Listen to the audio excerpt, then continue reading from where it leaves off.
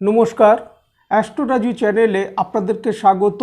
আপনাদের সাথে আমি রাজু।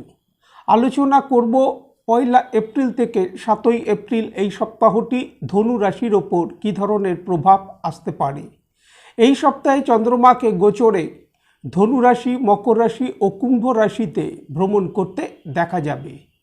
ভিডিওটি শুরু করবার আগে আপনাদেরকে বলবো, যারা যারা অনুষ্ঠানটি দেখছেন প্লিজ চ্যানেলটিকে সাবস্ক্রাইব করতে ভুলবেন না, আর যারা যারা সাবস্ক্রাইব করছেন তাদেরকে আমার অসংখ্য ধন্যবাদ। সপ্তাহের শুরুতেই চন্দ্রমাকে গোচরে আপনাদের রাশির ফার্স্ট হাউসে অর্থাৎ ধনু রাশিতেই অবস্থান করতে দেখা যাচ্ছে। ধনু রাশিতে চন্দ্রমাকে গোচরে বুধবার ভোর 4:30 আগে পর্যন্ত অবস্থান করতে দেখা যাবে। এই সময় জাতকের শরীর স্বাস্থ্যের ওপর কিছুটা খেয়াল রাখা উচিত। হঠাৎ আর্থিক দিক থেকে কিছু লাভ প্রাপ্তি এই সময় আসতে দেখা যেতে পারে, তবে কর্মক্ষেত্র, ব্যবসায়িক ক্ষেত্রে বাদ বিবাদ না আসে এই বিষয়ে খেয়াল রাখা উচিত। সাথে সাথে এই সময় যে কোনো ডিসিশন নেবার ক্ষেত্রে সতর্কতা অবলম্বন করা উচিত। মানসিক কিছু সমস্যা বা দুশ্চিন্তা এই সময় মনের মধ্যে কাজ করতে দেখা যেতে পারে।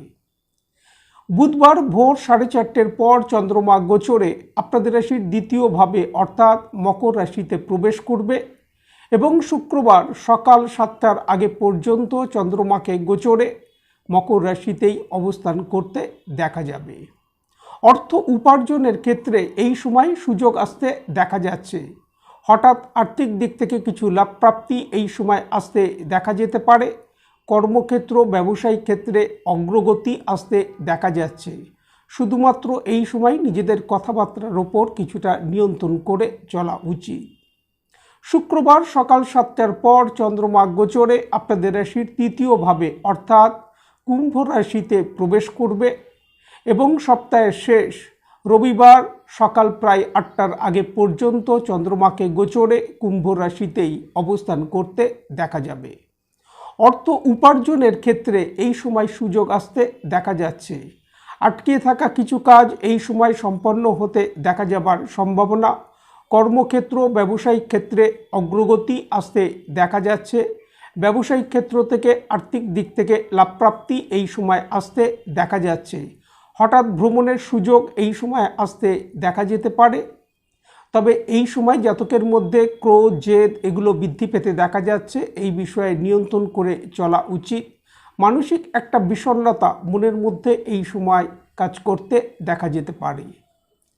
দাম্পত্য জীবন, প্রেম প্রণয়ের ক্ষেত্রে এই সপ্তাহে কিছুটা অ্যাডজাস্ট করে চলা উচিত। বিদ্যার্থীদের বিদ্যাক্ষেত্র থেকে একটা স্বাভাবিক রেজাল্ট এই সময় আসতে দেখা যাচ্ছে। শরীর স্বাস্থ্যের ক্ষেত্রে হাই বিপি সংক্রান্ত সমস্যা, ইএনটি রিলেটেড সমস্যা, দাঁতের সমস্যা, চক্ষু সংক্রান্ত সমস্যার প্রকোপ এই সময় কিছু কিছু ক্ষেত্রে আসতে দেখা যেতে পারে। এই সময় প্রত্যহ ভগবান বিষ্ণুর যদি আরাধনা করা যায় তা থেকে যথেষ্ট লাভ প্রাপ্তির সম্ভাবনা। আজ এই পর্যন্ত। নমস্কার।